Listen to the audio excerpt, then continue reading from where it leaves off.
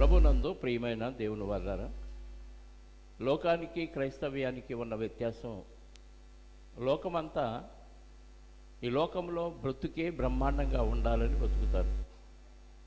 కానీ క్రైస్తవ్యం దానికి పూర్తిగా విరుద్ధం. ఎందుకంటే మరణం తర్వాత ఏమవుతుందో అనేది లోకంలో వారికి సరిగ్గా తెలియదు. దీని గురించి మనం చదువుకునే ఎక్కడ ఈ వివరాలు చెప్పరు, తెలియదు వాళ్ళకి. కానీ బైబిల్ పట్టుకున్న మనకి తెలిసిన కొత్త విషయం లేదా లోకానికి తెలియని అద్భుతమైన విషయం ఏంటి అంటే, అసలైన బ్రతుకు మరణం తర్వాతే ఉంటుంది అనేది క్రైస్తవులుగా మనకున్న నిరీక్షణ. దీనికి ఆధారం మన ప్రభు అయిన యేసుక్రీస్తు వారు 2000 సంవత్సరాల క్రితం పరలోకాన్ని విడిచి భూమి మీదకు వచ్చి మనలాంటి రక్తమాంసాలు కలిగిన దేహాన్ని ధరించి 33.5 సంవత్సరాలు జీవించిన ఈ జీవితంలో తన కోసం అంటూ తాను బ్రతకకుండా సర్వ మానవుల కోసం, అంటే అందులో మనం కూడా ఉన్నాం, సర్వ మానవాళి కోసం, సర్వ మానవుల పాప పరిహారం కోసం ఆయన బ్రతికి మరణించి 3వ దినాన తిరిగి లేచాడు అనేది క్రైస్తవ విశ్వాసానికి మూలం. ఈ విశ్వాసంతో మనం ప్రభువుని నమ్మితే ఖచ్చితంగా మరణం తర్వాత తిరిగి లేపుతానని ఆయన వాగ్దానం చేశాడు. కాబట్టి ఈ విశ్వాసంతోనే మనం దేవుని సన్నిధిలోనికి రావాలి, ఈ విశ్వాసంతోనే మనం బ్రతకాలి. దీనికి విరుద్ధంగా మనం ఎలాంటి ఆలోచనతో బ్రతికినా మరణం తర్వాత మనం అనుకుంటున్న పునరుద్ధానం మనకి జరగదు. ఒక చదువుకునే పిల్లలు ఉదయం మొదలుకొని సాయంత్రం వరకు, ఇప్పుడు ఎల్కేజీ కంటే ముందు నర్సరీ కంటే ముందు కిండర్ గార్డెన్, ఒకప్పుడు 5 ఏళ్ళు వస్తే ఫస్ట్ క్లాస్లో జాయిన్ చేసేవాళ్ళు పిల్లల్ని. కానీ 5 ఏళ్ల కంటే ముందు 2 ఏళ్ళు దాటితే చాలు 3వ ఏడే వాళ్ళని స్కూల్లోకి పంపిస్తున్నాం. ఒకటేమో వాళ్ళ బాధ భరించలేక, రెండేమో వాడు బాగా గొప్పోడైపోయి ప్రయోజకుడు అవ్వాలని. కష్టం ఎందుకు? కష్టం చిన్నప్పటి నుంచే పిల్లలకి ఎందుకు కష్టం పెడుతున్నాం?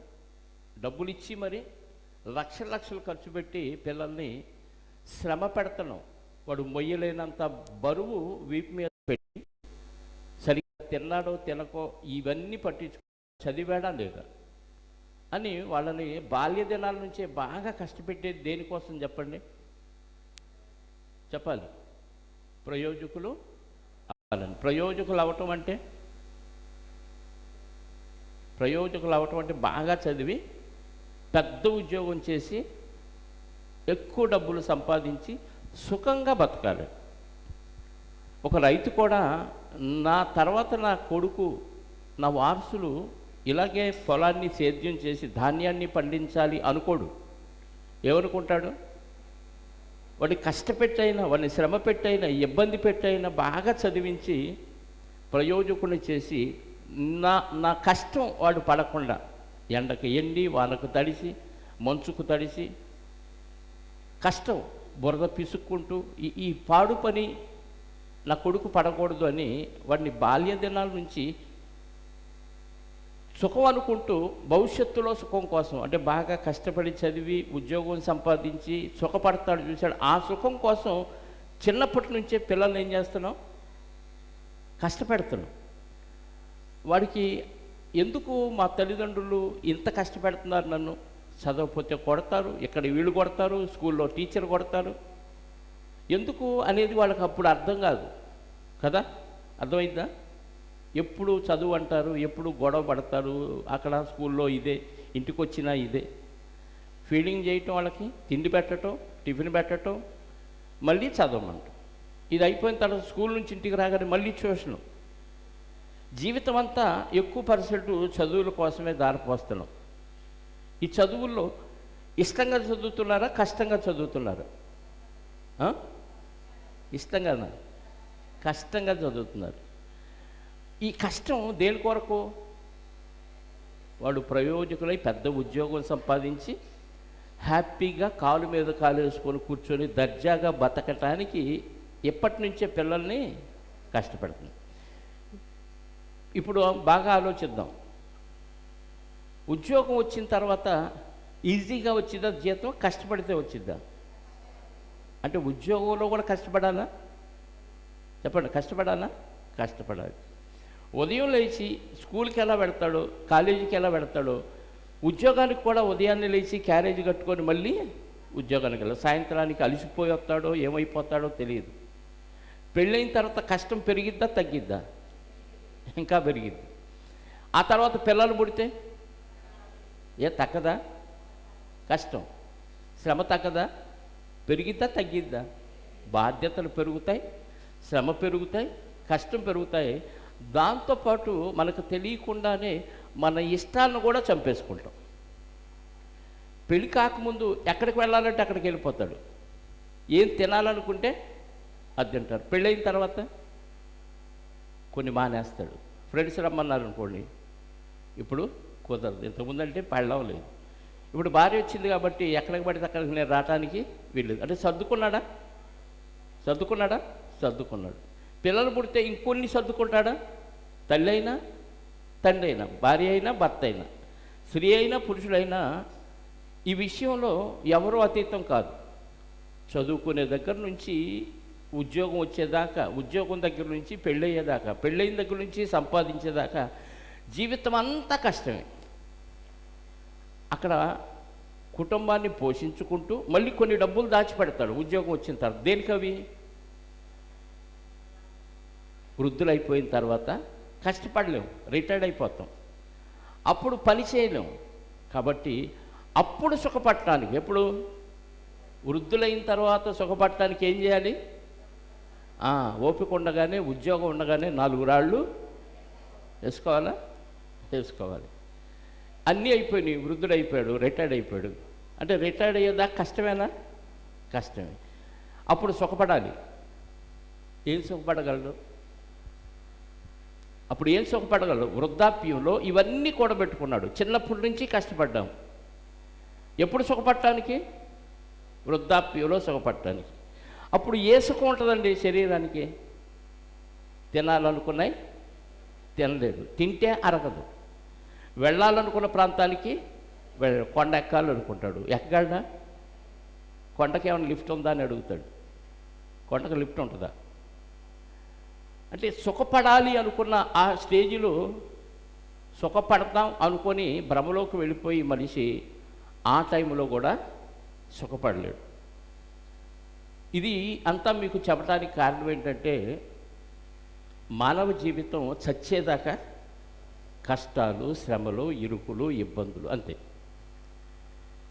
ఇవన్నీ ఉంటాయా? ప్రతి మనిషిలో కొందరికే ఉంటాయా? అందరికీ ఉంటాయా? కొందరికే ఉంటాయా? అందరికేనా? అచ్చంగా సుఖం అనుభవించేవాళ్ళు లేరా? కష్టం అనేది తెలియకుండా చచ్చేదాకా, పుట్టిన దగ్గర నుంచి మరణించేదాకా కేవలం సుఖమే అనుభవించేవాళ్ళు ఉన్నారా? కష్టం అనేది లేకుండా లేరు. సుఖం అనుభవించే వాళ్ళకి కూడా అప్పుడప్పుడు ఏమొస్తాయి? కష్టాలు. అచ్చంగా కష్టమే అనుభవించే వాళ్ళు ఉంటారా? కాస్త కూస్తో సుఖం అనుభవించే వాళ్ళు కూడా ఉంటారా? ఎక్కువ కష్టం అనిపించినా సుఖం అనేది మధ్యలో ఉంటుంది. అంటే మనిషి జీవితం ఖచ్చితంగా సుఖ దుఃఖాలతో మిళితమైన జీవితం. అందుకే దేవుడు అద్భుతమైన మాట బైబిల్లో రాయించాడు. ప్రసంగి గ్రంథం, ఒకసారి బైబిల్ తెరిచి చూడండి మీరంతా. ప్రసంగి గ్రంథం 7వ అధ్యాయము,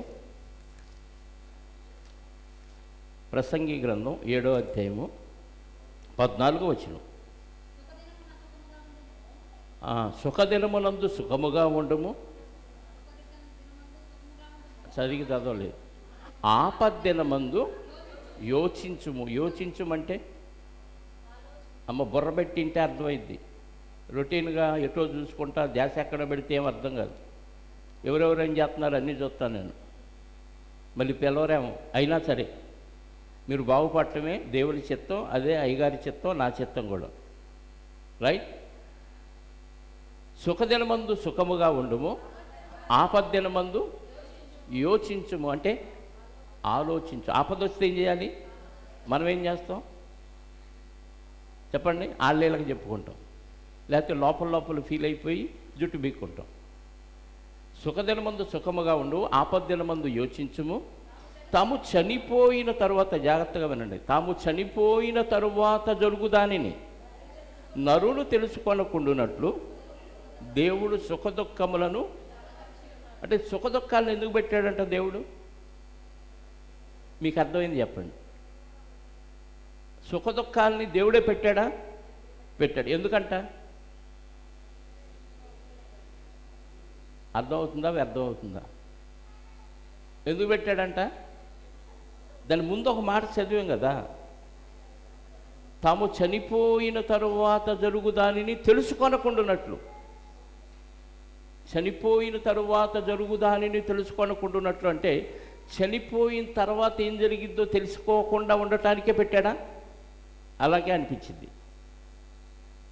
విషం తాగితే ఏమైంది చెప్పండి? మేము తాగలేదు అంటారా? చెప్పండి, విషం తాగితే ఏమైంది? చచ్చిపోతామా? తాగి చెప్పారా? ఏంది? తాగితే చెప్పటానికి మీరు ఉండరు, వినటానికి నేను ఉండను. మరి ఎలా తెలుసు చెప్పండి? ఎలా తెలుసు? ఆల్రెడీ తాగి చచ్చిపోయిన వాళ్ళు మనం విన్నాం, వార్తలు విన్నాం కదా. ఇంట్లో గొడవ అయిందని, భర్త కొట్టాడని, భార్య ఏం చేసింది? పురుగు మందాగి చచ్చిపోయింది. పంట చేతికి రాలేదు, రైతు పురుగు మందాగి చచ్చిపోయాడు. మొన్న ఒక ఆవిడ 2 పిల్లలను తీసుకొని రైలు కింద పెట్టేసింది. అంటే ఈ కార్యక్రమం జరిగితే ఏమైందంటే మనం ఆ కార్యక్రమం చేయకుండానే మనకు తెలుసు. ఎలా? మన కళ్ళ ముందు కొంతమంది అది చేశారు కాబట్టి, విషం తాగిన వాళ్ళు చచ్చిపోయారు కాబట్టి, రైలు కింద పడ్డవాళ్ళు చచ్చిపోయారు కాబట్టి, రైలు కింద పడితే చచ్చిపోతారు, విషం తాగితే చనిపోతారు అన్న విషయం మనం ఆ కార్యక్రమాలు చేయకపోయినా మనకేమర్థమైంది? ఇది ప్రమాదం జరిగిద్ది అని. అందుకే దేవుడు కూడా నువ్వు చచ్చిపోయిన తర్వాత అయ్యో అనుకోకుండా ఉండటానికి, చచ్చిపోయిన తర్వాత సుఖం ఉంటుంది, చచ్చిపోయిన తర్వాత దుఃఖం ఉంటుంది. గుర్తుపెట్టుకోండి. ఇప్పుడు చచ్చిపోయిన తర్వాత కూడా సుఖదుఖాలు ఉంటాయా? ఈ బతుకులోనే ఇప్పటికే సుఖదుఖాల దెబ్బగా తట్టుకోలేక తల్లడిల్లిపోతున్నాం. మరి చనిపోయిన తర్వాత కూడా ఉంటాయి అంటే ఉంటాయి అని చెప్తున్నాడు దేవుడు. ఎందుకు? పుట్టించిన దేవుడికి అన్నీ తెలుసు కాబట్టి, భవిష్యత్తు తెలుసు కాబట్టి, సుఖదుఖాలు అనేవి భూమి మీద ఎలాగ ఉంటున్నాయో మరణం తర్వాత కూడా సుఖం ఉంటుంది, దుఃఖం ఉంటుంది. అయితే ఏదో ఒకటి ఉంటుంది. భూమి మీదేమో సుఖము దుఃఖము 2 కలిసి ఉంటాయి, కానీ మరణం తర్వాత సుఖమన్నా ఉండాలి, దుఃఖమన్నా 2 కలిసి ఉండవు. అది విచిత్రం. మరణం తర్వాత శాశ్వత కాలం సుఖమన్నా ఉండాలి, శాశ్వత కాలం దుఃఖమన్నా ఉండాలి. 2 భూమి మీద ఉన్నప్పుడు కలిసి ఉన్నట్టుగా సుఖ దుఃఖాలు కలిసి రావు. అర్థమైందా? ఇప్పుడు చనిపోయిన తర్వాత ఏం కావాలని కోరుకుంటారు అందరూ? చెప్పాలి. దుఃఖం కార్తీక ఈ ప్రభు అంటారా? ఏమనుకుంటారు? ఎప్పుడు సుఖమే కావాలి. సుఖం ఎక్కడ దొరికింది? దేవుడి దగ్గర తప్ప ఎక్కడ దొరకదు. నా చచ్చిపోయిన తర్వాత శాశ్వత కాలం దుఃఖం కావాలని ఎవరన్నా కోరుకుంటారా? అసలు ఎవరు కోరుకోరు. లాజరు ధనవంతుడు స్టోరీ తెలుసా మీకు? లూకాసు వార్త 16లో తీయొద్దు. తెలుసా లేదా? సండే స్కూల్ నుంచి చెప్తారు కదా, సండే స్కూల్ పిల్లలకు కూడా చెప్తారు, మీకు కూడా తెలుసు. ధనవంతుడు దర్జాగా బతికాడు, లాజరు దరిద్రంగా బతికాడు కదా. లాజరు గురించి సండే స్కూల్ టీచర్ చెప్పారు పిల్లలకి, ధనవంతుడి గురించి ఆ స్టోరీ మొత్తం చెప్పారు. ఇప్పుడు మీకు ఎవరిలాగా బతకాలని ఉందరా అని పిల్లల్ని అడిగితే టీచరు అందరూ ఏం చెప్తారు? ధనవంతులాగా బతకాలనుకుంటారా, దరిద్రులాగా బతకాలనుకుంటారా? వినపడలా? దరిద్రులాగా బతకాలనుకుంటారు. మీరు కూడా అదే అనుకుంటున్నారా, వేరేదేమన్నా అనుకుంటున్నారా? చెప్పాలి. దరిద్రులాగా బతకాలనుకుంటున్నారా, ధనవంతులాగా బతకాలి? ఏ ఫిక్స్డ్ డిపాజిట్లు ఏం చేయలేదా? దరిద్రులుగా బతకాలనుకుంటున్నాం అంటున్నారు. డబ్బులు కూడబెట్టారు లేదా? బ్యాంక్ బ్యాలెన్స్ ఉందా? నగా నట్రా ఉన్నాయా? మళ్ళీ నోటితో ఏం చెప్తున్నారు? అబద్ధాలు ఆడుతున్నారు కదా. దేవుడి దగ్గర అబద్ధాలు ఆడకూడదని తెలుసు కానీ ఆడతాం అంతే కదా. అంటే శాశ్వత కాలం సుఖం కావాలని సహజంగా అందరూ కోరుకుంటారు, దుఃఖాన్ని ఎవరో ఇష్టపడరు. సండే స్కూల్ టీచరు ఆ పిల్లవాడిని అడిగితే అందరూ ఏం చెప్పారంటే దరిద్రులాగా బతకాలి, హ్యాపీగా పరదేశికి వెళ్ళిపోవాలి. ఒక అతి తెలివిగల పిల్లవాడు మనలంటుడు ఏమన్నాడు తెలుసా?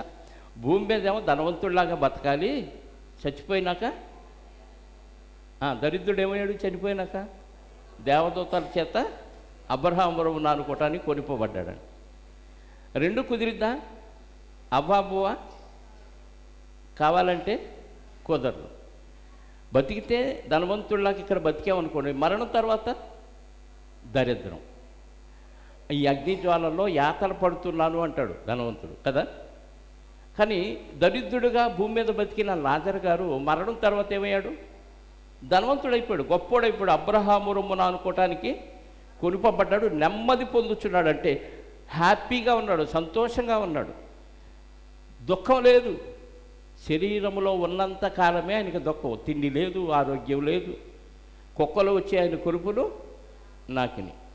అంటే అంత దరిద్రమేనా? అంత దరిద్రమే. కానీ మరణించగానే ఏమైంది? వాళ్ళు బళ్ళు అయిపోతాయి, బళ్ళు వాళ్ళు అవుతాయి అన్నప్పుడు ఇక్కడ దరిద్రుడే, కానీ వెంటనే పరదేశికి వెళ్ళిపోయాడు, హ్యాపీగా ఉన్నాడు. ఇప్పుడు ధనవంతుడిలాగా ఉండాలా, దరిద్రుడిలాగా ఉండాలా? మీరు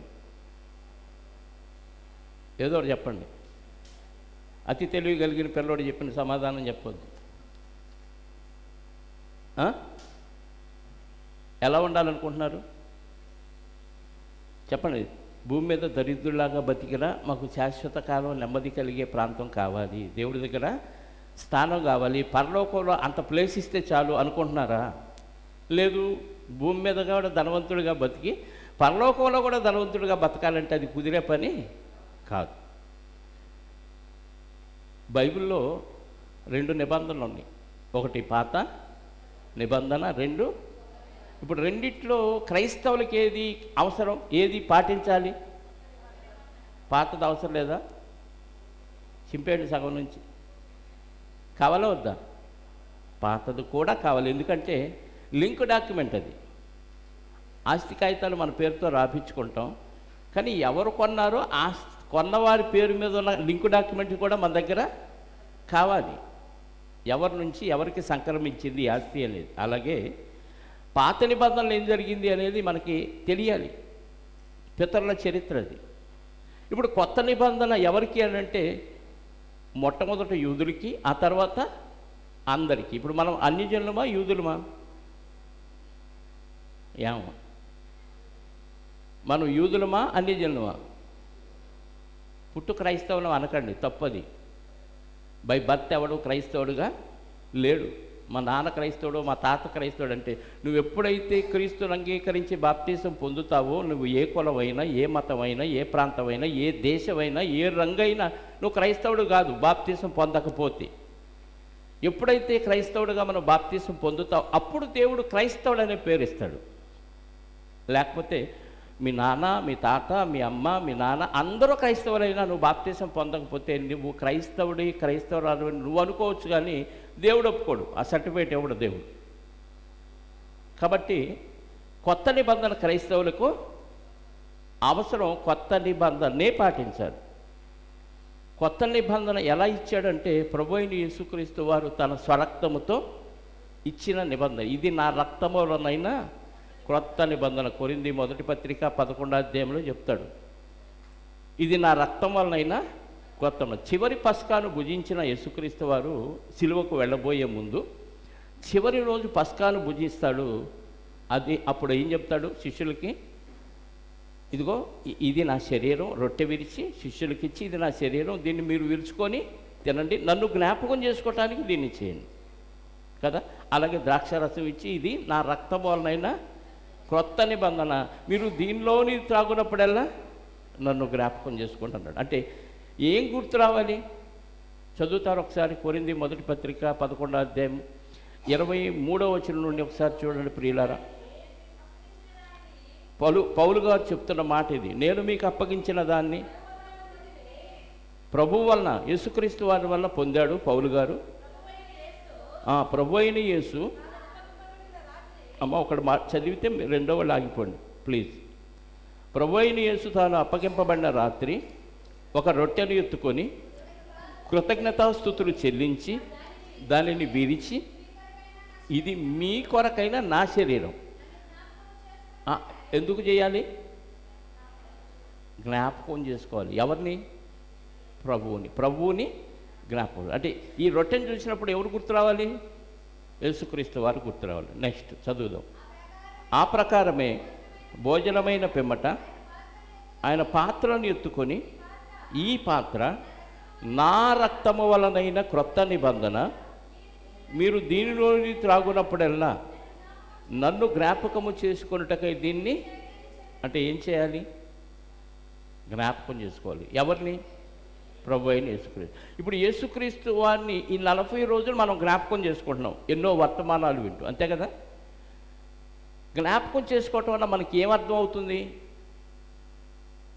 చెప్పండి? యేసుక్రీస్తుని జ్ఞాపకం చేసుకోవటం వల్ల మనకు అర్థమైన విషయం ఏంటి? ఏమన్నా ఏమర్థం అవుతుంది మీకు? ఏం అర్థం అవ్వాలో తెలుసా? పేతురు గారు రాసిన మొదటి పత్రిక 4వ అధ్యాయము మొదటి వచనం నుండి. పేతురు గారు రాసిన మొదటి పత్రిక 4వ అధ్యాయము మొదటి నుంచి. క్రీస్తు శరీరమందు శ్రమపడెను గనుక మీరును అట్టి మనసును ఆయుధముగా ధరించుకొనుడి. చాలం. క్రీస్తు శరీరమందు చెప్పాలి ఏం చేశాడు? శ్రమ పడ్డాడు. ఎందుకండి? ఎందుకు శ్రమ పడాలి? శరీరమందు అంటే ఆయన తల్లి మరియ గర్భంలో నుంచి పుట్టినప్పటి నుంచి శిలువలో మరణించే వరకు ఆయన ఏం చేశాడు? శ్రమ పడ్డాడు. ఎందుకు? అందరి జీవితాల్లో దేవుడు సుఖ దుఃఖాలని జతపరిచాడు. ఇప్పుడు ప్రసంగిలో చదివాం మనం కదా. కానీ యేసుక్రీస్తు వారి జీవితంలో సుఖం ఉందా? ఉందా లేదా? ఆయనకి కేవలం శ్రమే, సుఖం లేదు. ప్రతి ఒక్కరి జీవితంలో ఎవరైనా కానీ సుఖం ఉంటుంది, కాసేపు దుఃఖం ఉంటుంది, సుఖం ఉంటుంది, దుఃఖం ఉంటుంది. రెండు చక్రాలు లాంటివి సుఖ దుఃఖాలు. ఒక సంసార నావ జరగాలన్నా, ఒక మనిషి జీవితం నడవాలంటే ఈ రెండు చక్రాలు ఖచ్చితంగా కావాలి. కానీ యేసుక్రీస్తు వారి జీవితంలో ఒకే చక్రం, సింగిల్ చక్రం, అది శ్రమల చక్రం. రెండో చక్రం లేదు. సుఖం అనే దానికి అర్థం ఆయన జీవితంలో లేదు. కేవలం శ్రమ, కేవలం శ్రమ. శరీరమందు క్రీస్తు శ్రమపడెను గనుక. ఇప్పుడు క్రీస్తుని అంగీకరించిన క్రైస్తవులు, మనము అంటే ఎవరికి రాస్తున్నాడు ఈ పత్రిక? క్రైస్తవులకు రాస్తున్నాడు. క్రీస్తుని అంగీకరించి పరిశుద్ధులుగా తీర్చబడిన వారికి రాస్తున్నాడు పేతురు గారు. ఇప్పుడు మనము ఏం చేయాలంట? అట్టి మనసును ఆయుధముగా ధరించుకోండి. ఏ మనసు? చదివిందే చెప్పండి, ఎగ్జామ్ కాదు కదా, మార్కులు కూడా ఇట్లా. నేను ఎట్టి మనసు? శ్రమపడే మనసు. అంటే క్రీస్తు శరీరములో శ్రమలే అనుభవించాడు, సుఖం అనుభవించాల.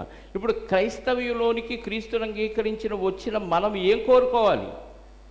శ్రమే కోరుకోవాలి. కానీ ఇక్కడ కాస్త ఫ్యాన్లు ఆగిపోయినాయి అనుకోండి, కరెంటు పోయింది అనుకోండి, గాలి లేదనుకోండి, బయటికి వెళ్ళి ఇసురుకుంటాం. వాక్యమే అంటే శ్రమపడే మనసు లేదు. కానీ కోరుకునేది ఏది? ఎందుకు శ్రమలు పడాలి? ఎందుకు శ్రమనే కోరుకోవాలి? అట్టి మనస్సును ఆయుధంగా ధరించుకోండి అని దేవుడు చెప్తున్నాడు. కారణం ఏంటి అంటే, ప్రతి మనిషి జీవితంలో సుఖ దుఃఖాలు ఉంటాయి. కానీ ప్రభువుని అంగీకరించిన దగ్గర నుంచి నువ్వు శ్రమనే కోరుకోవాలి, కష్టాలనే కోరుకోవాలి. అదే నీ ఆయుధం అంటున్నాడు. క్రీస్తు శరీరమందు శ్రమపడెను గనుక మీరును అట్టి మనస్సును ఆయుధముగా ధరించుకొనుడి. అంటే క్రైస్తవ్యం అనగానే ఆహ్లాదంగా, ఆనందంగా, సంతోషంగా, ఉజ్జీవంగా ఉరకలు వేసేది కాదు. చాలామంది తప్పుడు బోధలు చేయటం వల్ల ఈరోజు క్రైస్తవ్యం సమాజంలో అభాసుపాలైపోయింది. ఎగిరేవాళ్ళు ఎగురుతున్నాడు, గంతులేసేవాడు గంతులేస్తున్నాడు, సినిమా పాటల స్టైల్లో దేవుని పాటలు పాడేవాళ్ళు పాడుతున్నారు, జులపాలు పెంచుకునేవాడు జులపాలు పెంచుకున్నాడు, అవమానపరిచారు. కానీ క్రీస్తు శరీరంలో ఏం చేశాడంట? శ్రమపడ్డాడు. మరి క్రైస్తవులు ఏం చేయమంటున్నాడు? శ్రమపడే మనస్సును ఆయుధముగా ధరించుకోండి. ఇక మీదట మీరు, 2వ వచనం కింద, మనుజాసులను అనుసరించి నడుచుకొనక దేవుని ఇష్టానుసారముగానే నడుచుకొనున్నట్లు పాపముతో జోలిక ఏమీయు లేకయుండును. అంటే గతంలో మారకముందు మనం చాలా చేసాం, ఇంకా అవన్నీ వదిలేసి పాపంతో జోలి లేకుండా దేవుని కోసం కష్టపడాలి, దేవుని కోసం శ్రమపడాలి. అంటే క్రైస్తవ్యంలోకి ఎంటర్ అవుతాం అంటే సుఖభోగాలను ఆశ్రయించడం కాదు, ఆశించటం కాదు. మీరు 40 దినాలు మాత్రమే శ్రమలు అనుకుంటే చాలా పొరపాటు. ప్రభువారు 40 దినాలు మాత్రమే శ్రమ పడలేదు, శరీరధారి అని ఈ దినాలన్నిట్లో. హెబ్రీ పత్రిక 5:7 చదవండి ఒకసారి. హెబ్రీలకు రాసిన పత్రిక 5వ అధ్యాయము 7వ వచనం. శరీరధారి అయి ఉన్న దినములలో మహారోదనముతోనూ కన్నీళ్లతోనూ తనను మరణము నుండి రక్షింపగలవానికి ప్రార్థనలు విజ్ఞాపనలు సమర్పించి యాచనలను సమర్పించి భయభక్తులు కలిగి ఉన్నందున ఆయన అంగీకరించబడి. అంటే యేసుక్రీస్తు వారు శరీరంలో ఎంతకాలం ఉన్నాడంటే 33 సంవత్సరాలు ఉన్నాడు. 33.5 సంవత్సరాలు ఏం చేశాడంట? అక్కడ ఉండదు చెప్పండి. మహా రోదన కన్నీళ్లతోనూ. ఎందుకు ఆయనకి రోదన కన్నీళ్ళు? మనం ఎప్పుడు ఏడుస్తాం? పక్కింటోళ్ళు బాగుపడి మనం లాస్ అవుతే ఏడుస్తాం కదా. మనం నష్టపోయినా పర్లేదు కానీ ఆడు బాగుపడకూడదు, అప్పుడు కుళ్ళుతో ఏడుస్తాం. ప్రభువారికి ఎందుకు ఏడుపు? ఎందుకండి? అందరూ చనిపోయి శాశ్వత కాలం శ్రమలు అనుభవించే లోకానికి వెళ్తున్నారు. చెప్పాను కదా, మరణం తరువాత కూడా 2 ఉన్నాయి, శాశ్వత కాలం సుఖం, శాశ్వత కాల దుఃఖం. ఇప్పుడు అందరూ ఏమైపోతున్నారు? చనిపోయి నరకానికి వెళ్ళిపోతున్నారు. కాబట్టి వాళ్ళని రక్షించాలి. మహారోదనతోనూ కన్నీళ్లతోనూ ఆయన కూడా 2వ మరణం నుంచి రక్షించగలిగిన దేవునికి ప్రార్థనలు విజ్ఞాపనలు చేసి భయభక్తులు కలిగి ఉన్నాడు. అంటే శరీరములో ఉన్నప్పుడు మనం కూడా ఎలా బ్రతకాలో మాదిరి చూపించాడు ఆయన. పరలోకము నుంచి దేవునితో సమానంగా ఉండే మహానుభావుడు పరలోకాన్ని విడిచిపెట్టి భూమి మీదకి వచ్చి మనలాంటి శరీరాన్ని ధరించుకొని ఆ శరీరంలో సుఖ సంతోషాలన్న దానికి అర్థం లేకుండా మనకన్నా కాస్త అప్పుడప్పుడు సుఖాలు ఉన్నాయి. ఆ టీవీ చూసినప్పుడు, సీరియల్ చూసినప్పుడు, షికార్లకు వెళ్ళినప్పుడు కదా, పక్కింటోడు తన్నుకుంటున్నప్పుడు మనకు సంతోషం. కానీ ప్రభువారికి అసలు సంతోషానికి అర్థమే లేదు. అలాంటి జీవితం ఆయన శరీరంలో అనుభవించాడు. కాబట్టి క్రైస్తవులుగా మారిన వాడు కూడా అలాంటి మనసును ఆయుధంగా ధరించుకోవాలి.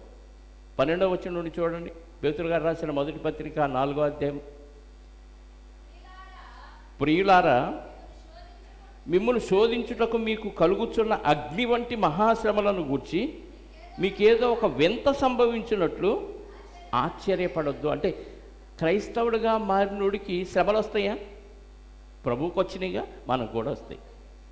ప్రభువా శ్రమ తీసేయి అనబాకు, వేసేస్తాడు. అర్థమైందా? మనం ప్రార్థన చేస్తే ఏమడుగుతాం? అది తీసేయి, ఇది తీసేయి, అది ఇవ్వు, ఇది ఇవ్వు, మంచి ఇవ్వాలి, చెడు అన్నీ తీసేయాలి. ప్రభు ఎప్పుడన్నా తీసేయమన్నాడా?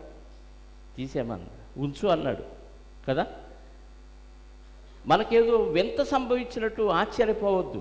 శ్రమలు ఎందుకు వచ్చినాయి అంటే, ఉదాహరణ చెప్పాను ప్రారంభంలోనే, పిల్లలు శ్రమ అనుభవిస్తున్నారు బాల్య దినాల నుంచి. ఎప్పుడు కోసం?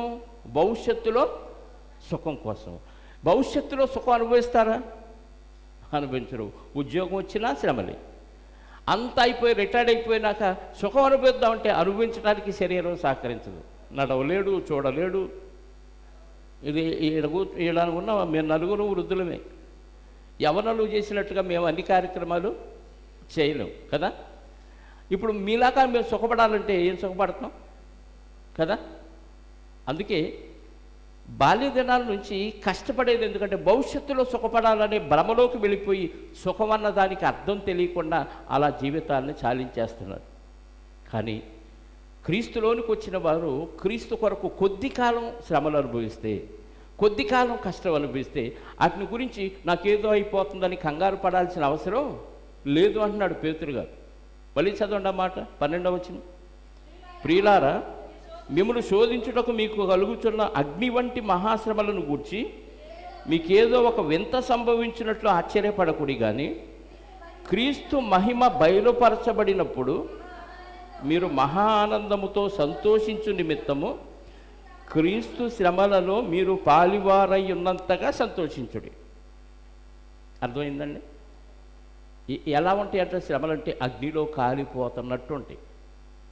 క్రైస్తవులకి శ్రమలు ఎలా ఉంటాయి అంటే మంటల్లో కాలుతుంటే ఎంత బాధ ఉంటుందో అంత బాధ వచ్చింది. నువ్వు మేలే చేస్తావు, అందరికీ మంచి చేస్తావు, కానీ వాళ్ళు ఆ మంచిని గ్రహించకుండా నీ మీద నిందలు వేస్తారు, అవమానపరుస్తారు, అవసరమైతే చిత్రహింసలకు గురి చేస్తారు. అవన్నీ తట్టుకుంటున్నప్పుడు మనకేమనిపించింది? అనవసరంగా వీళ్ళకి మేలు చేసాం, ఇంకా జీవితంలో ఎవరికీ మేలు చేయకూడదు అనిపించింది. ఆ మంటని మనం అనుభవిస్తే అర్థమైంది. ఎదుటోళ్ళని చూసి కుళ్ళు పడితే వచ్చే కడుపులో మంట కాదు. ఎదుటోళ్ళకి మేలు చేసినా వాళ్ళు మనల్ని తిడతారు, హింసిస్తారు, దూషిస్తారు, మన మీద పక్కన వాళ్ళకి చెడ్డ మాటలు చెప్తున్నప్పుడు అటు తట్టుకుంటున్నప్పుడు ఉంటుంది చూసారా మంట. దానికి ఆశ్చర్యపడద్దు. ఎందుకంటే క్రీస్తు మహిమ ఒకరోజు బయలుపరచబడింది. అప్పుడు ఎలా ఉంటుందంట? క్రీస్తు మహిమ బయలుపరచబడినప్పుడు మీరు మహానందముతో సంతోషించు నిమిత్తము క్రీస్తు శ్రమలలో మీరు పాలువారై ఉన్నంతగా. ఈ భావం అర్థమైపోతే ఇంకెవ్వరూ ఒకళ్ళనొకళ్ళు దూషించుకోరు, ఒకళ్ళనొకళ్ళు అవమానపరుచుకోరు, ఒకళ్ళనొకళ్ళు నిందించుకోరు.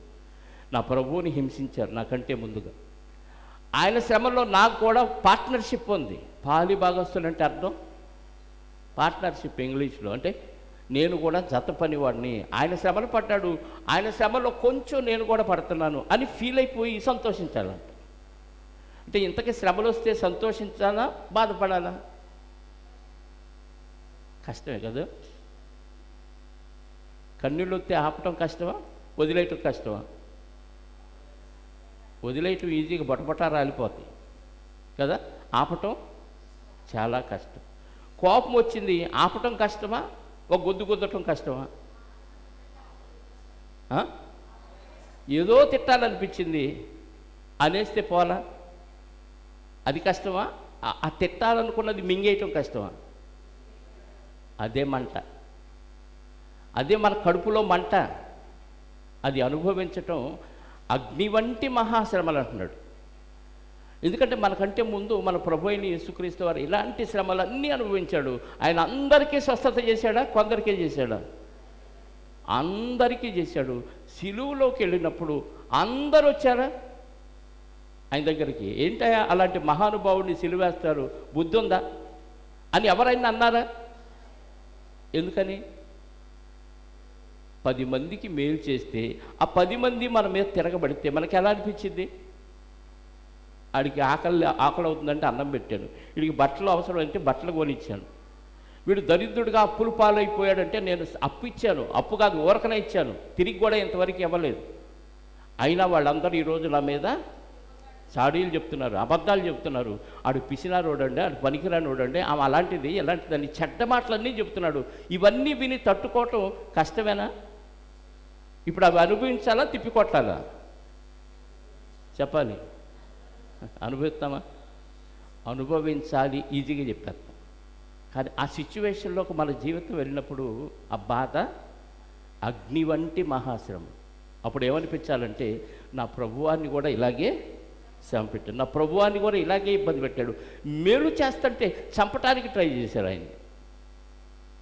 ఎవరికి కీడు చేయలేదు ఆయన. ఆయన జీవితం అంతా మేలు చేస్తూనే ఉన్నాడు. అయినా ఆయన మీద తిరుగుబాటు చేశారు. చంపేంత పాపం ఏం చేశాడు ఆయన? మేలు చేసి కీడు అనుభవించాడు. అదే పేతురు పత్రికలో 2వ అధ్యాయము 20వ వచనం లేదా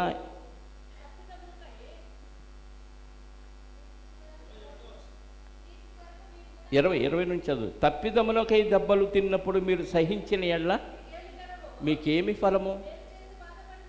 అంటే తప్పు చేశాడు కాబట్టి ఆడు తిట్టాడు, తప్పు చేశాడు కాబట్టి కొట్టాడు, ప్రయోజనం ఏమి లేదు, ఫలమేమీ లేదు. మరి దేవుడి దగ్గర ఫలం రావాలంటే మేలు చేసి బాధ అనుభవించినప్పుడు, అగ్ని వంటి మహాశ్రమలు అనుభవించినప్పుడు మీరు సహిస్తే, నేను మేలు చేశాను వాడు నాకు కీలు చేశాడు, దేవుడు వాడిని నాశనం చేయగాక అన్నామంటే పోయింది నీ ఫలం. నీ ఫలం కూడా పోయింది.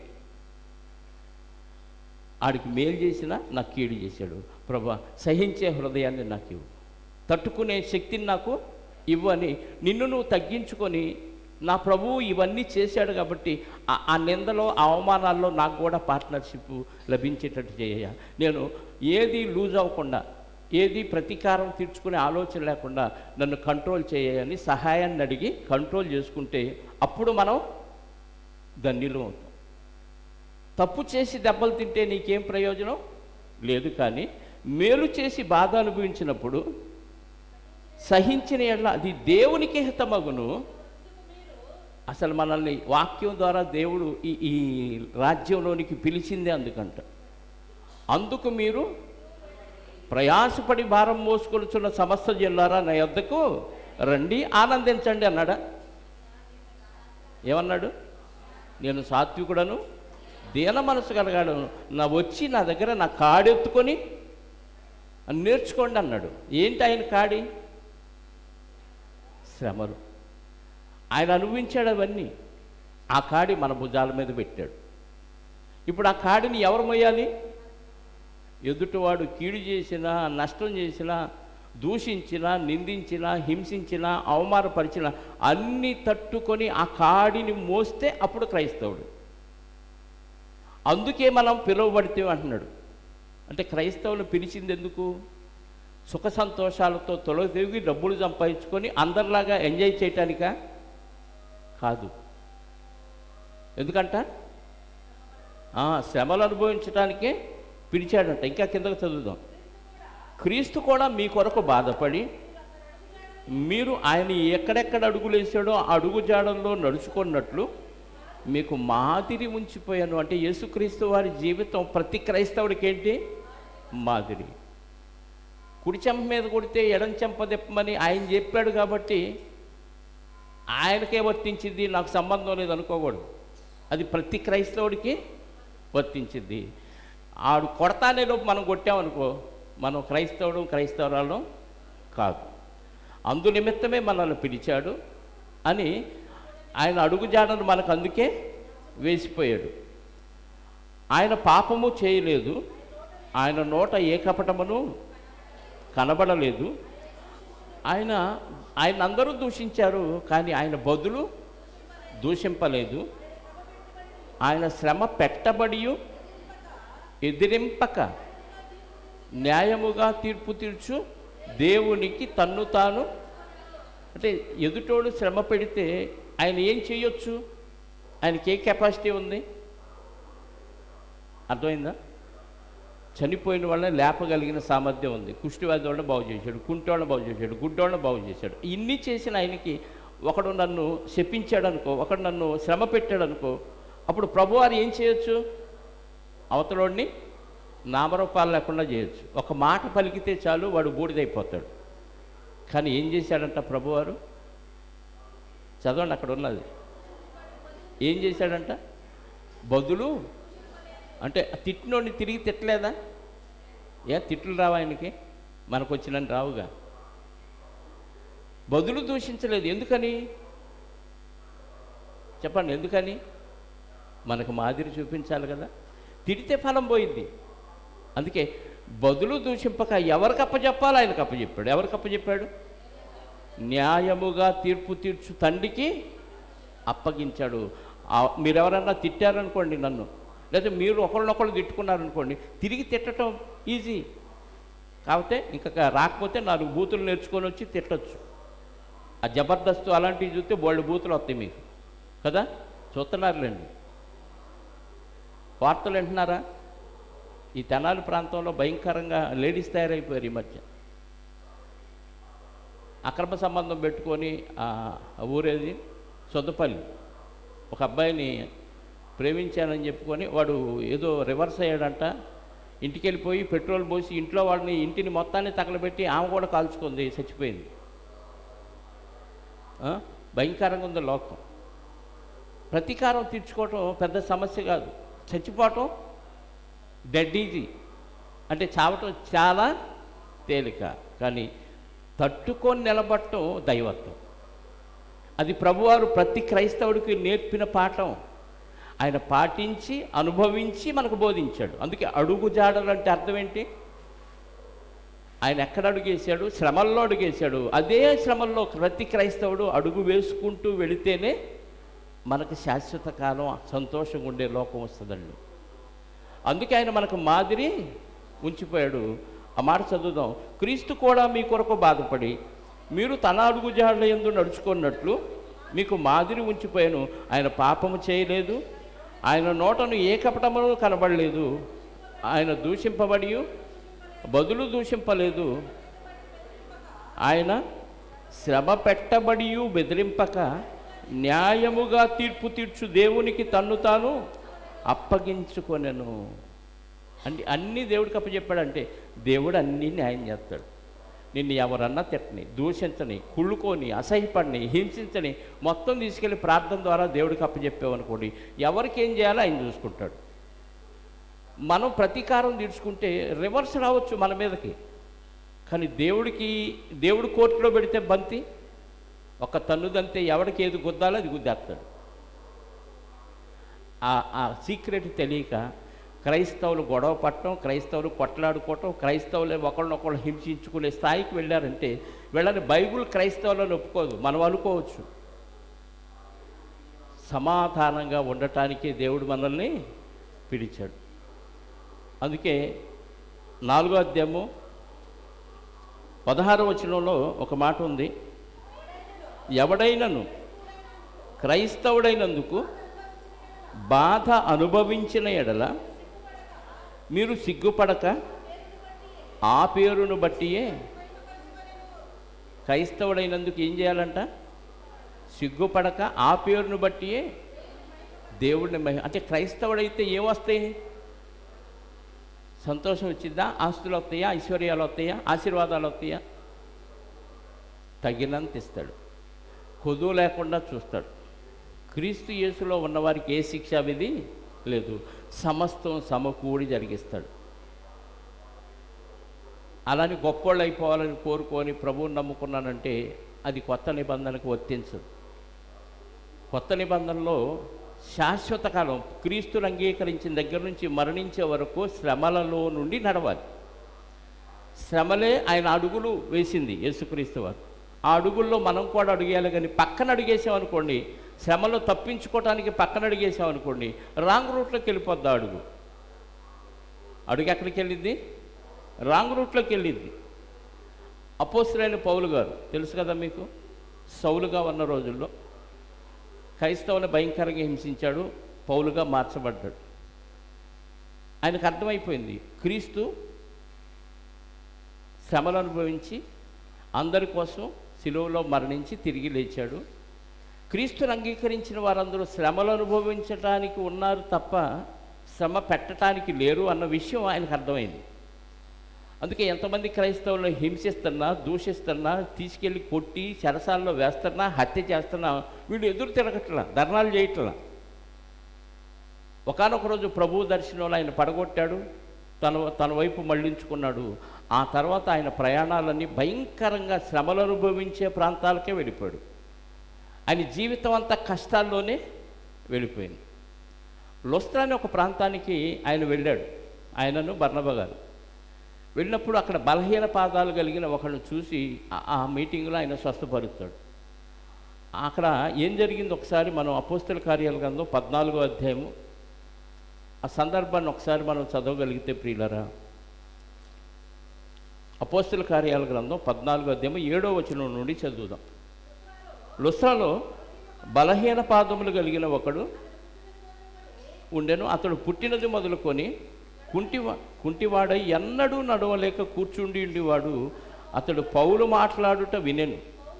పౌలు అతని వైపు తేరి చూచి స్వస్థత పొందుటకు అతనికి విశ్వాసముండునని గ్రహించి నీ పాదములు మోపి సరిగ్గా నిలువమని బిగ్గరగా చెప్పినప్పుడు అతడు గంతులు వేసి నడవసాగాను. ఏమంటారు, లుస్త్రా ప్రాంతం భయంకరమైన ప్రాంతం. ఆ ప్రాంతంలో ఇలాంటివి అంతకుముందు ఎన్నడూ జరగలేదు. డాక్టర్ దగ్గరికి వెళ్తే కాళ్ళు లేనోడికి అప్పుడప్పుడు కొంతమంది కాళ్ళు వచ్చి పరిగెత్తిన వాళ్ళు చూడొచ్చారేమో, కానీ అది స్లోగా ఇమ్మీడియట్గా నీ పాదములు మోపి నడువు అనగానే వాడు పరిగెత్తడం ప్రారంభించగానే చుట్టుపక్కల వాళ్ళకి మైండ్ బ్లాక్ అయిపోయింది. ఇదేంటి విచిత్రం, మంత్రం వేసినట్టుగా కుంటోడు పుట్టినది మొదలుకొని కుంటివాడు వీడు. అలాంటి వాడిని ఒక్క మాట చెబితే ఎలా సాధ్యమైంది? వీళ్ళు మామూలు కాదు, మనుషులకైతే ఇది అసాధ్యం. దేవుడే మానవ రూపంలో వచ్చి ఇదిగో వీళ్ళిద్దరూ దేవుళ్ళు. ఆల్రెడీ వాళ్ళు కొంతమంది దేవీ దేవతలను పూజిస్తున్నారు.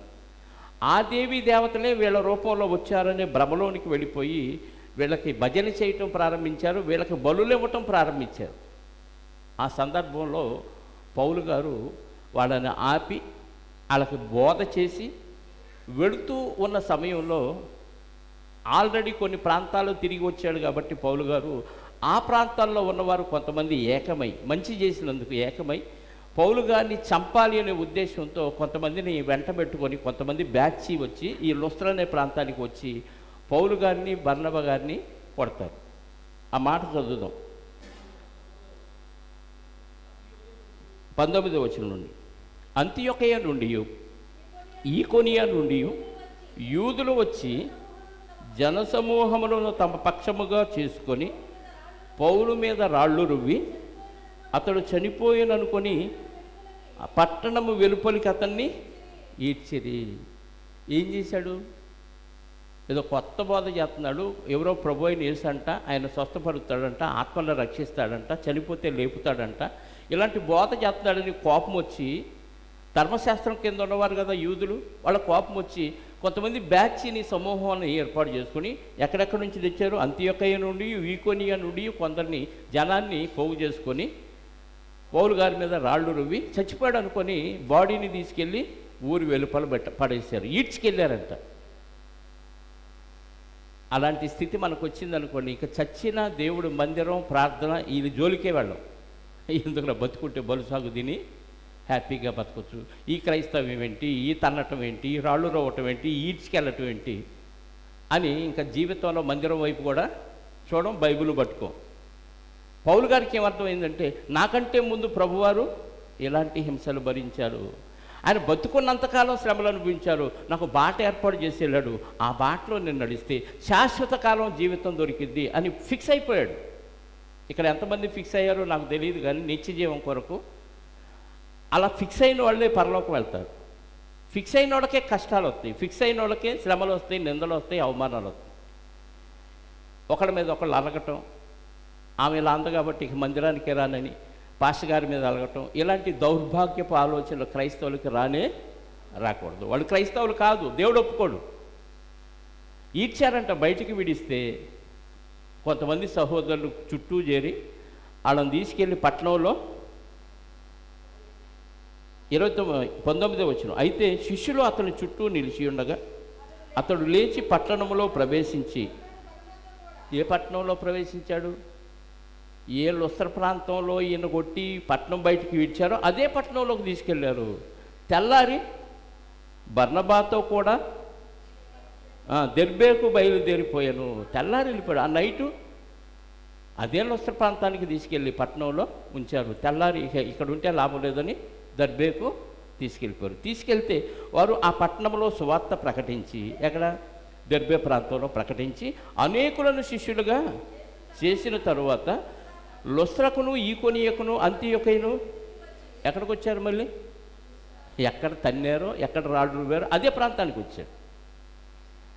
ఒక ప్రాంతానికి వెళ్ళినప్పుడు మన తన్నారనుకోండి, మిమ్మల్ని శాపగ్రస్తులు చేసేస్తున్నామని ప్రభువా వీళ్ళని చెప్పించని చెప్పేసి వెనక్కి వచ్చేస్తాం. ఇంక చచ్చిన ఆ ప్రాంతానికి మనం వెళ్ళడం ఎందుకు? తంతారని భయం కదా, చంపుతారంటే ఆ ఊర్లో కూడా ఉండం, మనం వేరే ప్రాంతాలకు వలస వెళ్ళిపోతాం. కానీ మళ్ళీ అదే ప్రాంతానికి ఎలా వెళ్ళాడండి? ఆయనకున్న ఆలోచన ఏంటంటే భూమి మీద ఉన్న మనుషులందరూ దేవుని పిల్లలే, వాళ్ళకు వాక్యం తెలియక ఇలాంటి పనులు చేస్తున్నారు, వాక్యం అర్థమైతే వాళ్ళు కూడా మారుతారు కదా, తెలియక చేశారు కాబట్టి ఎలాగైనా వాళ్ళల్లో మార్పు తేవాలి అని చెప్పి మళ్ళీ ఆ ప్రాంతానికి వెళ్ళాడు. దెర్బేకి వెళ్ళాడు, అక్కడ వాక్యం చెప్పాడు, అక్కడ కొంతమందిని శిష్యులుగా చేశాడు. ఇన్ని శ్రమలు అనుభవించిన తర్వాత మళ్ళీ మరొక ప్రాంతానికి వెళ్ళి వాక్యం చెప్పాలనే ఆలోచన ఎలా వచ్చిందంటే, నాకు శాశ్వత కాలం నిత్యజీవం కావాలంటే ఇది తప్ప వేరే మార్గం ఏమంటే. ఆయన బాగా పండితుడు, బాగా చదువుకున్నవాడు, ధర్మశాస్త్రంలో పండితుడు, లోక సంబంధమైన చదువుల్లో కూడా మంచి విద్యావంతుడు, మంచి యవనంలో ఉన్నాడు, ఆస్తి ఉంది. ఇన్ని ఉన్న పౌలు గారు అన్నీ విడిచిపెట్టి ఈ దరిద్రం వెంట పరిగెత్తడం ఏంటి అనిపించింది మనకి. ఆయన ఈ కష్టాలు శ్రమలు ఇవన్నీ ఎందుకు భరిస్తున్నాడంటే, ఇక్కడ కొద్ది కాలం శ్రమ పడితే శాశ్వత కాలం సుఖం దొరికింది. ఎక్కడ ఎంతకాలం అనుభవించి ఉంటాడు? సుమారుగా మహా అయితే 40 ఏళ్ళు 50 ఏళ్ళు, అంతే కదా, అంతకు మించి ఇక లేదు, బతుకు లేదు భూమి మీద. అంటే కొద్ది కాలం శ్రమ అనుభవిస్తే శాశ్వత కాలం అంటే ఇక కాలం లేదు. దేవుడు ఉన్న లోకంలో టైం ఉండదు, దినాలు ఉండవు, సూర్యుడు ఉండడు, చంద్రుడు ఉండడు, ఏముండవు, ఎప్పుడూ నిత్యం ఆనందమే. అసలు అది ఊహించుకుంటేనే ఆ లోకం ఒక్కసారి చూస్తే బాగుండి అనిపించాలండి. అలాంటి లోకంలో దేవునితో, ఎవరితో?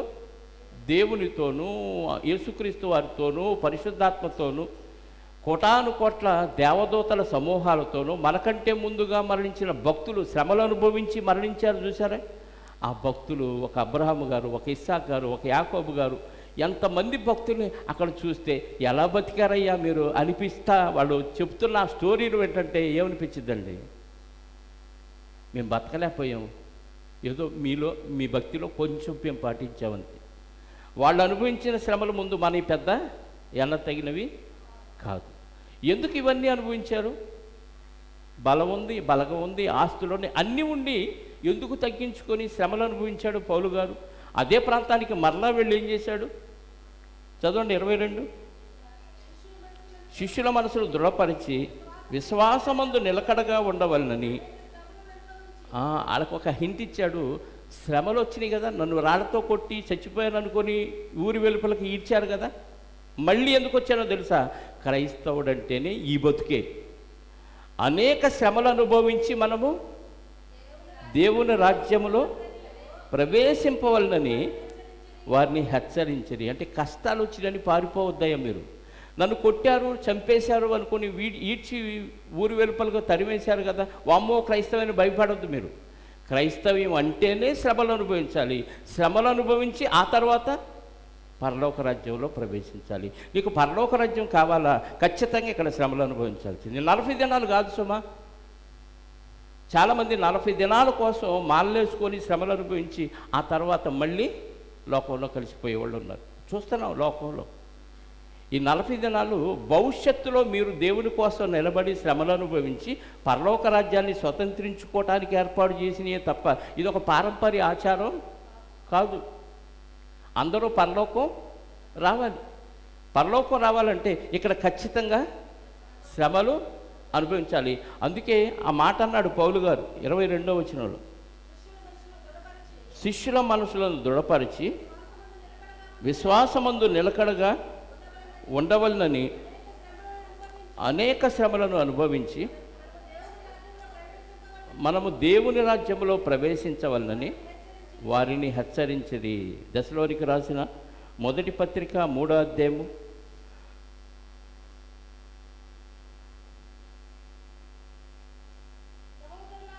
4వ వచనం. 3:4 మొదటి పత్రిక.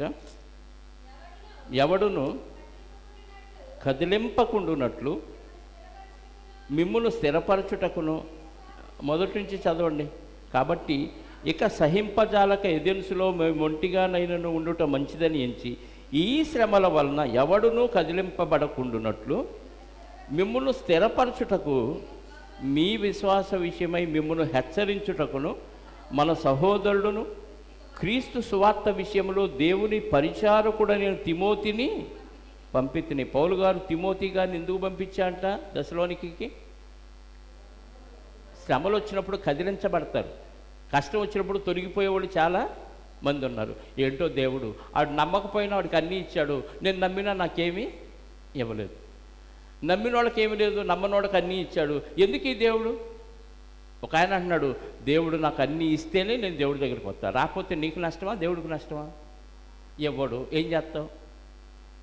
చచ్చిపోయినాక నరకం ఎత్తాడు. ఇప్పుడు దేవుడి మీద పంతం పెట్టుకొని అలిగితే, ఏదో కూర్చొని చెరువు మీద అలిగాడంట కడుక్కోటానికి, కంపెవరికి?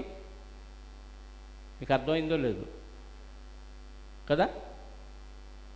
నష్టం మనకే, దేవుడికి ఏమి నష్టం లేదు. అందుకే మీరు శ్రమల వలన కదింపబడకుండానట్లు మిమ్మల్ని స్థిరపరచుటకు మీ విశ్వాస విషయమై మిమ్మల్ని హెచ్చరించుటకును మన సహోదరుడు క్రీస్తు సువార్త విషయంలో దేవుని పరిచారకుడైన తిమోతిని మీ యొద్దకు పంపితే, మేము మీ యొద్ద ఉన్నప్పుడు మనము శ్రమలు అనుభవించవలసి ఉన్నదని మీతో ముందుగా చెప్పితిమి కదా. ఇప్పుడు అలాగే జరుగుతుంది. నేను ముందే చెప్పాను, ఇప్పుడు అవే జరుగుతున్నాయి. అంటే ప్రాక్టికల్గా ఆయన అనుభవించక ముందే వీళ్ళకి చెప్పాడు. ఇప్పుడు అనుభవిస్తున్నప్పుడు నేను ముందు చెప్పాను కదా, అది ఇప్పుడు అలాగే జరుగుతున్నాయి. అట్టి శ్రమలను అనుభవించుటకు మనము నియమింపబడిన వారము అని మీరు ఎరుగుదురు. అంటే మనల్ని నియమించిందెందుకు, మనల్ని పిలిచిందెందుకు? అట్టి శ్రమలను అనుభవించటానికే పిలిచాడు. అంటే టోటల్గా మీకు అర్థమై ఉండాలి, క్రైస్తవ జీవితం ఏంటి? శ్రమల జీవితం. శ్రమలు అనగానే మనం ఏదో లగ్జరీస్కి పోయి సుఖాలకు పోయి అప్పులు చేసి తెప్పలబడి అబ్బా బాలే శ్రమలు అనుభవిస్తున్నానండి అంటే అవి చల్లవు. నీ స్వార్థం కోసం నువ్వేదో అన్యాయం చేసి వాళ్ళ వల్ల నువ్వు ఇబ్బందులు పడి అబ్బో చాలా శ్రమలు అనుభవిస్తున్నా అంటే అది నీ సొంత శ్రమలు, స్వయంకృత అపరాధాలు అంటారు. దేవుని కోసం నువ్వు నిలబడి న్యాయంగా నీతిగా యథార్థంగా బ్రతుకుతూ ఉన్నప్పుడు ఎదురొస్తాయి చూసారా శ్రమలు, ఎదురొస్తాయి చూసారా కష్టాలు నిందలు, అవి తట్టుకోవటం దేవునికి ఇష్టం. వాటి కోసం నువ్వు నిలబడి వాక్యాన్ని నిలబెడితే, వాక్యానుసారంగా నువ్వు బతికితే అప్పుడు దేవుని కోసం శ్రమ అనుభవించిన వాళ్ళు. ఇప్పుడు రక్తం కారినంతగా మనకేమైనా వచ్చినాయా కష్టాలు? చెప్పండి. రక్తం కాదు, చెమట కూడా కారట్లేదు దేవుని కోసం. ప్రతి ఆదివారం తీసుకుంటారా? నెలకోసారి ఇక్కడ రొట్టె రసం పాస్టర్ గారు నెలకోసారి తీసుకున్నప్పుడు ఏం చేయాలి చెప్పండి? దేవస్తోత్రం నాకు ఆత్రం అని ఇంటికి వెళ్ళాలా, వండుకున్నది తినాలా? మరి ఏం చేయాలి అమ్మా? జ్ఞాపకం చేసుకోవాలి. చేసుకొని నాకేం వినపట్ల, మైక్ కావాలా? కొద్ది పెద్ద చెప్పండి. ఏం చేయాలో చూడండి. కొరింథీ మొదటి పత్రిక ఇందాక చదివాం, కంటిన్యూ చేద్దాం. 11వ అధ్యాయము 25 నుంచి చదువుదామమ్మా. ఆ ప్రకారమే భోజనమైన పిమ్మట ఆయన పాత్రను ఎత్తుకొని, ఈ పాత్ర నా రక్తం వలనైన క్రొత్త నిబంధన, మీరు దీనిలోని త్రాగునప్పుడల్లా నన్ను జ్ఞాపకం చేసుకోమన్నాడు. రొట్టె తీసుకున్నప్పుడు జ్ఞాపకం చేసుకున్నాడు, ద్రాక్షారసం తీసుకున్నప్పుడు జ్ఞాపకం చేసుకోమన్నాడు. చేసుకొని ఏం చేయమన్నాడు? 26 నుంచి మీరు ఈ రొట్టెను తిని ఈ పాత్రలోది తాగునప్పుడల్లా ప్రభువు వచ్చు వరకు ఏం చేయాలి? ఏం చేస్తున్నాం మనం? మీ ఇంట్లో ఏం కూర, మా ఇంట్లో ఏం కూర, ఇంటికి వెళ్ళి ఏం చేస్తాం? విన్న వాక్యాన్ని పక్కన వాళ్ళకి ఏమన్నా చెప్తారా? సీరియల్ అయితే చెప్తారు కదా. మీ ఇంట్లో సీరియల్ వచ్చింది కదా, మా ఇంట్లో ఆ టయానికి కరెంటు పోయింది, ఏం జరిగిందని వీళ్ళు అడిగితే చక్కగా చెబుతారు, విడమరిచి తెరసలో కళ్ళకు కట్టినట్టుగా చెబుతారు. కానీ చర్చిలో విన్న వాక్యం పక్కింటి వాళ్ళకి కానీ పొరుగు వాళ్ళకి ఏమైనా చెప్తారా? నెలకోసారి తీసుకుంటున్నారంటే నెల రోజులు మీకు టైం ఉంది ఏం చేయటానికి? ఆయన మరణాన్ని ఎందుకు చనిపోయాడు ప్రభువారు చాలామందికి తెలియదు. క్రిస్మస్ చేసుకోవటం తెలుసు, ఈస్టర్ చేసుకోవటం తెలుసు, సంతోషించడం తెలుసు తప్ప ప్రభువారు చనిపోవలసిన పరిస్థితి ఎందుకు వచ్చింది? పరలోకాన్ని విడిచి మన కోసం వచ్చి హింసలు భరించి చనిపోవలసిన దుస్థితి ఎందుకు వచ్చింది అది తెలియదు. యేసు పుట్టాడు, ఎంజాయ్ చేద్దాం. యేసు మరణించాడు, అది కూడా ఎంజాయ్ చేద్దాం. చచ్చిపోయినప్పుడు శవాలను తీసుకెళ్తుంటే డప్పులు వాయిస్తుంటే డ్యాన్స్ చేస్తారు చూడు, అలాంటి దౌర్భాగ్యులు చాలామంది ఉన్నారు క్రైస్తవులు. ఆడు చచ్చిపోయి ఇంటోళ్ళు ఎడుతుంటే నీకు సంతోషంగా డ్యాన్స్ ఎలా వచ్చింది? ఎవడన్నా అడుగుతాడా? అడగడు. ఆడు తాగుతాడు కాబట్టి చిందేస్తాడు. అది సంతోషంతో వేసాడా, బాధతో వేసాడా? అలాంటి శాడిజం ఉంటుంది సమాజంలో. ప్రభువారు చనిపోయినప్పుడు కూడా ఎంజాయ్ చేయాలని ఎలా అనిపించింది? ఆ సందర్భాన్ని పురస్కరించి కూడా తాగుతావా? తాగుబోతులకు అదే కదా. ఏందిరా తాగేమంటే సంతోషం తట్టుకోలేక తాగాను అంటాడు. మరొకసారి అడిగితే ఏమంటాడంటే బాధ తట్టుకోలేక తాగానంటాడు. ఈ రెండు లేకుండా మరీ తాగాడు అనుకోండి, ఏందిరా తాగాడు, ఏమీ తోచక తాగానంటాడు. అంటే తాగటానికి అడిగి ఏం కావాలి? క్రైస్తవులు కూడా పండగ చేసుకొని సంతోషించడానికి ఏదో కారణం కావాలి. అది దేవుడి కారణం అయి ఉండాలి. అలా తయారయ్యారండి. అందుకే క్రైస్తవులైన వారు ఏం చేయాలి? శ్రమలు అనుభవించాలి. ఆయన జ్ఞాపకం చేసుకొని ఆయన మరణాన్ని ప్రచురించాలి. ప్రచురించకుండా మళ్ళీ వచ్చానని వచ్చి అందులో చేయి వేసామనుకోండి, ఏమవుతావు అంటున్నాడు. ఆల్రెడీ మనం బయటికి వెళ్ళి తప్పులు చేయటం వల్లే పాపం చేసి పాపులు అయ్యాం, అపరాధులు అయ్యాం, దోషులు అయ్యాం. మళ్ళీ ఈ రొట్టె రసం తీసుకొని బయటికి వెళ్ళి సువార్త చెప్పలేదనుకోండి, ఎవరికి ఏమవుతావంట? కాబట్టి 27 కాబట్టి ఎవడు అయోగ్యముగా ప్రభు యొక్క రొట్టెను తిన్నో లేక ఆయన పాత్రలోని త్రాగునో వాడు ప్రభు యొక్క శరీరమును గూర్చి ఆయన రక్తమును గూర్చి అపరాధి యొగును. కాబట్టి ప్రతి మనుషుడు ఈ నెలలోపు ఎవరికైనా సువార్తను ప్రకటించానా లేదా అని తన్ను తాను పరీక్షించుకుంటారా? పోయిన వారం ఏం కూర తిన్నాం, ఈ వారం లేకపోతాను, రొయ్యలు అయిపోయినాయి, చేప, తర్వాత చికెన్, తర్వాత మటను, ఇంకా తిండిలో వెరైటీలు ఏమైనా ఉంటే అవి జ్ఞాపకం చేసుకుంటాం తప్ప ప్రభువుని జ్ఞాపకం చేసుకొని ఆ సువార్తను ఎవరికైనా ప్రకటిస్తామా? ప్రకటించకపోతే అపరాధులమే అయిపోతాం. అందుకని ఏం చేయమన్నాడు? తను తాను. ఇప్పుడు ప్రకటించే సమయంలో శ్రమలు వస్తాయా? చెప్పండి. కాస్త కూర్చోండి అమ్మా, సువార్త చెప్పాలన్నాం అనుకో, చెయ్యి ఖాళీ లేదంటారు, ముష్టివాళ్ళని తోలినట్టు తోలుతారు. ఇప్పుడు ఖాళీ లేదు, తర్వాత రా అంటారు. అంటే ముష్టివాడిని తోలినట్టుగా తోలేస్తారు. అప్పుడు మనకేమనిపించింది? దిక్కు లేక వచ్చాను అనుకుంటున్నావా నీ ఇంటికి? అంత టైం లేకుండా దైవజనులు వస్తే కూడా ఖాళీ లేదంటావేంటి అని రోషంగా వెళ్ళిపోతాం. కానీ అక్కడ ఆ నిందలు అవమానాలు భరించి కూడా మనం వాళ్ళకి సువార్త చెప్పే ఓపిక, ఓర్పు, సహనం మనకు కావాలి. ప్రభువారికి అది ఖచ్చితంగా ఉంది. అది శిష్యులు అనుసరించారు. ఆ తర్వాత అపోస్తలుడైన పౌలు గారు అనుసరించాడు. ఈ తరంలో మనకు కూడా వచ్చింది. ఎంతోమంది త్యాగం చేస్తేనే ఈరోజు బైబిల్ మన దాకా వచ్చింది.